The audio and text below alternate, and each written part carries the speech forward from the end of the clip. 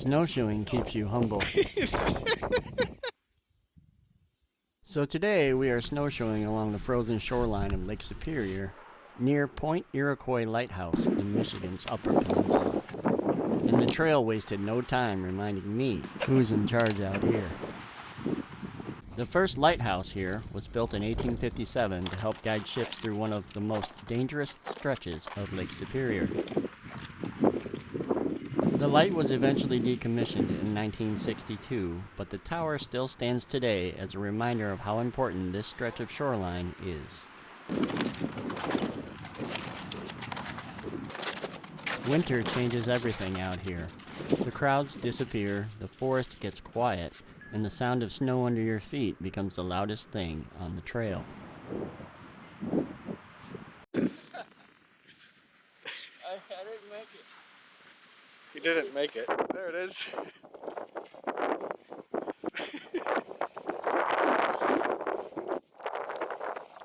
You can't hear it here, but I said please subscribe, this is really hard. And then I proceeded to fall flat on my face again. You may remember me speaking about having 900 knee dislocations before I had my amputated leg knee surgically repaired. I tweaked it here, but I'm okay. Snowshoeing slows you down in a good way. You notice the wind, the trees, and the way the landscape feels completely different once the lake freezes.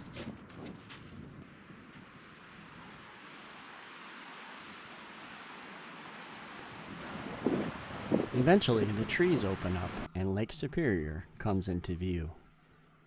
Even when parts of it are frozen, the lake still feels enormous. Lake Superior is the largest freshwater lake in the world by surface area, and standing next to it always makes you feel just a little bit small.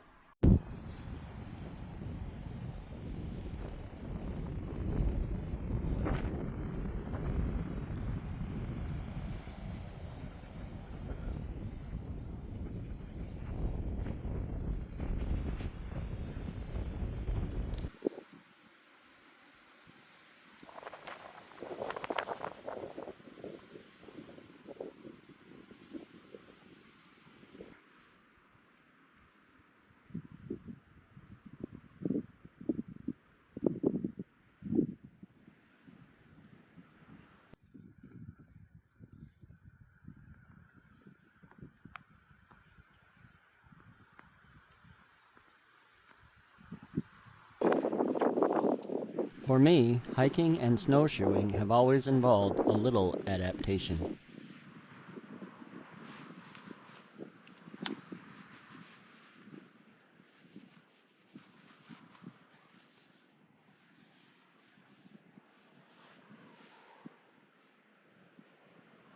I was born with Amniotic Band Syndrome, which affected the development of my leg and multiple fingers before birth.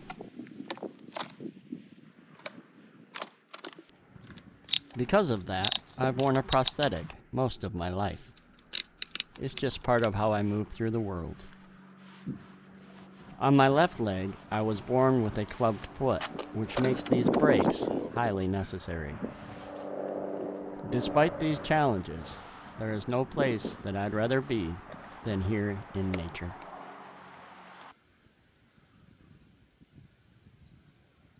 In winter, the shoreline almost feels like another planet.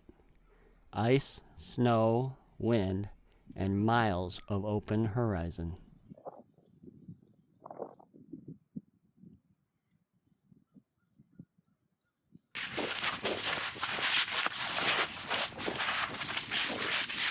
Physically, it mostly comes down to balance and fatigue. My other leg tends to do a lot of the work, especially on uneven terrain or deep snow. For nearly all of my life, this has just been normal. It's not something I think about every step of the way. It's simply part of how I experience the outdoors. And places like this remind me that adventure doesn't have to look the same for everyone. Sometimes it just means finding your own way through the snow. Snowshoes actually help in some ways because they spread your weight out, but they can also make balance a little trickier.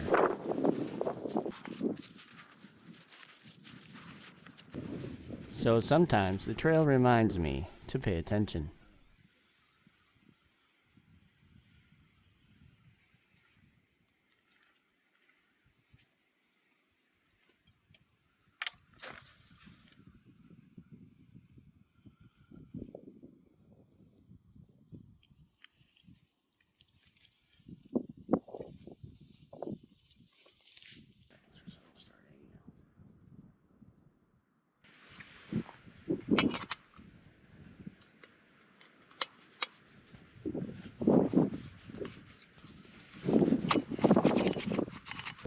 After a few miles of snowshoeing, it's time to stop and warm up with some lunch.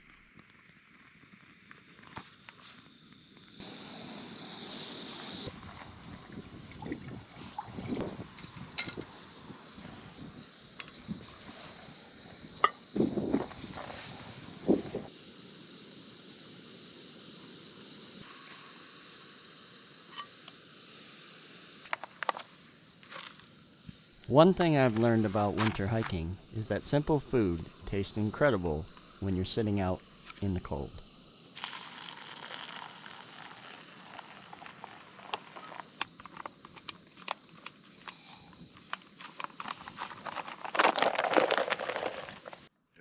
There's something about hot food and a quiet lake that just makes the moment feel better.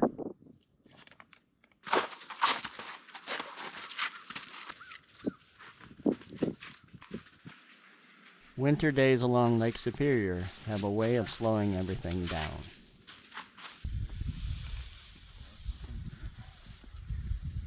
The wind, the frozen shoreline, the quiet forest, it all feels a little timeless. And for me, that's reason enough to keep coming back. Thanks for coming along.